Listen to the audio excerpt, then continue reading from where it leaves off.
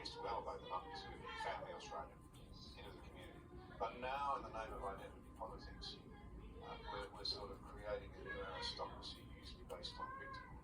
Even if the person doesn't see themselves as a victim, they're painted as victims. And so instead of universalism, we're almost creating, in the name of identity politics, a new set of aristocratic groups who have to be accorded, special attention. So we understand identity politics a bit better. I think there's two dimensions packed into your question there. That's exactly right about the left. Right, one thing is that the older left tradition has been universalistic. That we're all human beings. We all have the same fundamental values. We want to live a good, meaningful life. And then the question socially is, how do we make it possible? What's the cultural and political infrastructure going to be so that all human beings can live the best human life? And then left and right and so forth have a different set of values at some level, but also a different understanding of what institutions are going to get there. That was largely abandoned in the 1960s in the left for philosophical reasons, and they stopped believing that there is a single human nature, that there are human natures, plural, constructed by different groups.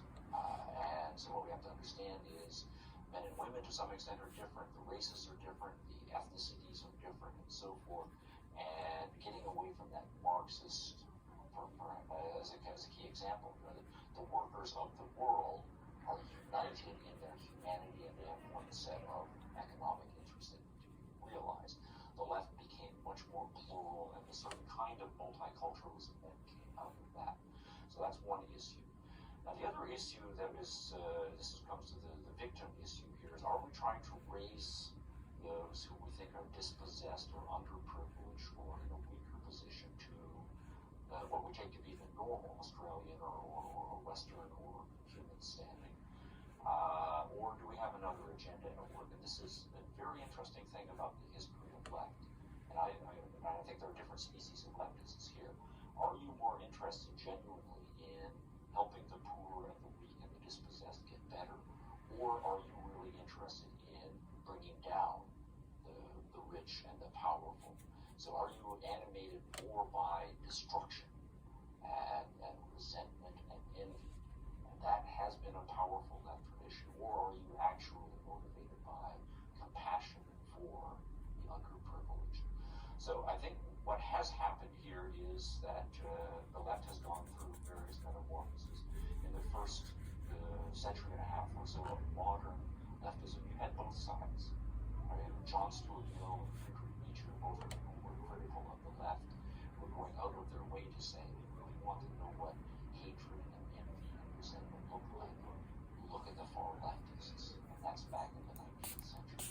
But at the same time, to be fair to the left, there are any number of them, George Orwell and others among them, who have been genuinely motivated by poverty is not the normal human condition. Damn it, we should be able to solve this as a society. So I think both of those motivations are there.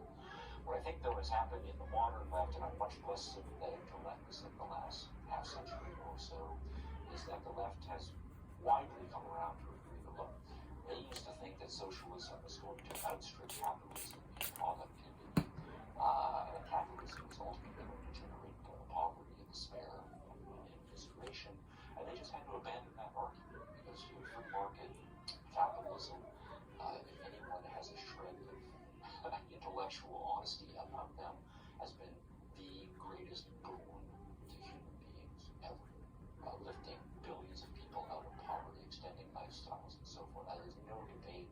I don't think there's actually any honest debate that if you want to have economic prosperity, you need to have some sort of a market economy. And even the far left has recognized that. So the leftists who were then in a position of genuinely being motivated, I want to raise the poor out of poverty. The honest thing then for them to do is to say, all right, I've got to convert to some sort of market liberalism. And a significant number of them did. They packaged themselves as centrists and went over to capitalism and so forth. But what you're then left with, though, is the resenters, the ones who are not actually motivated by that, but they are